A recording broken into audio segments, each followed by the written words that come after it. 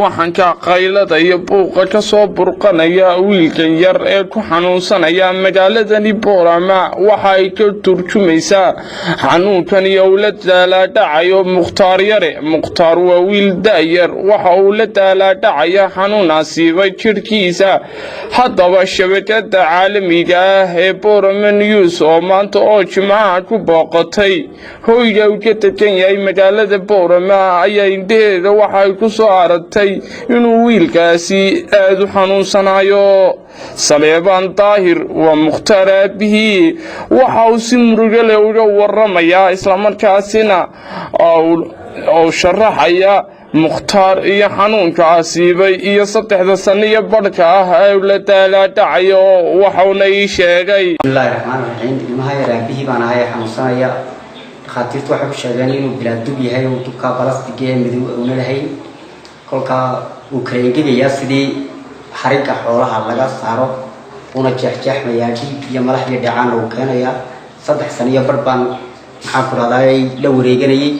kolka anigoo iska cadilan oo aad iskaga jiifo magaalada Boorama iska jooga iyo wax soo booqdeen ururka talfiiq ay ka soo duubeen ilaahay dirtii waxaan ka doonayaa walaalahayga muslimiinta ee bisha Ramadaan jooga dabayaaqadeeda in ilaahay dirtii soo caawiyaan ilaahay dirtii inay soo caawidaan igu soo hagaajiyaan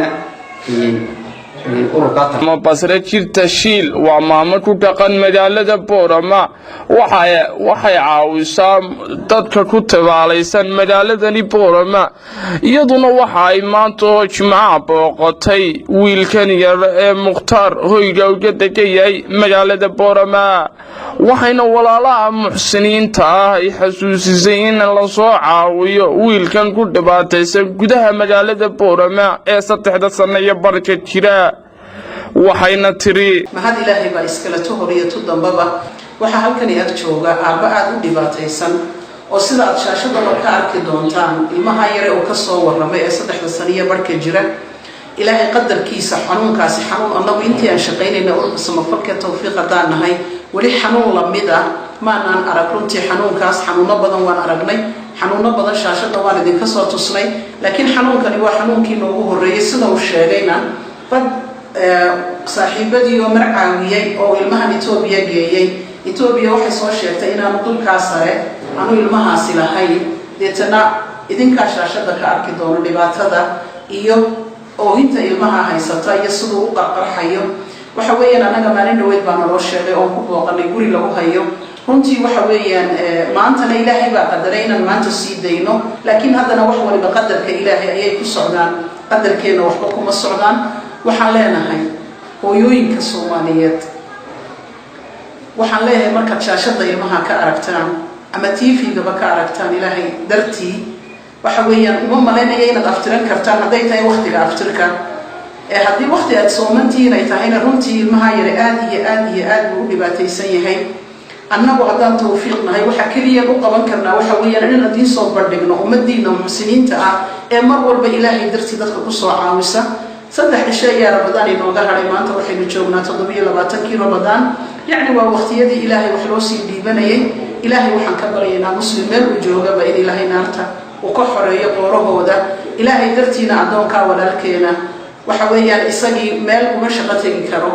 ilmihii 24 saacadood uu ooyaya hatta shaashada waqtiga iminka aan duubaynay waqtigan isaga ka duubnay 2 goor bay kala yihiin la inoo ma aamusi karaya ilmihii waxaan ilaahay akhawati fillah meel kasto joogtaan cid kasto ilmaha aragta waa inaad ilaahay dartiisa degdega 3 cisho gudaheeda wixii aad rabbi u sii dhiibanaysaan aad u dhiibataan ilmaha si wanaagsan u soo caawisaan jazakumullahu khayran mar walba waad macaawisaan oo cidii aan idin soo bandhigno waad ka soo jawaabtaan laakiin qisadan maanta waa qiso aad nooga cajabisay anaga noo yaabgelisay walow haddana aan ogolahay xukunka ilaahay oo inaan ilaahay wuxuu inagu keeno mar walba aan leenahay alxamdulillah ala kulli xaal akhawati fillah adoonka dhibaataysan ee da'da yar leh ee amarkaasi ku yimiday waxaan jeclaan lahaa inaad degdeg uga farxisaan oo ilmihiisa meel dhakhtar la doonto halkan waxba looma qabanayo dhakhaatiirtu siday sheegeen xataa adiis waxay tiri waxba uma qabanayno marka meeshii kale ee dulka lagu daweeyo meesha doonto ha noqotee in ilaahay dartii lagu geeyaan ilaahay dartii idin ka codsanayna jazakumullahu khayran wa salaamu alaykum wa rahmatullahi wa barakatuh كحكحني أب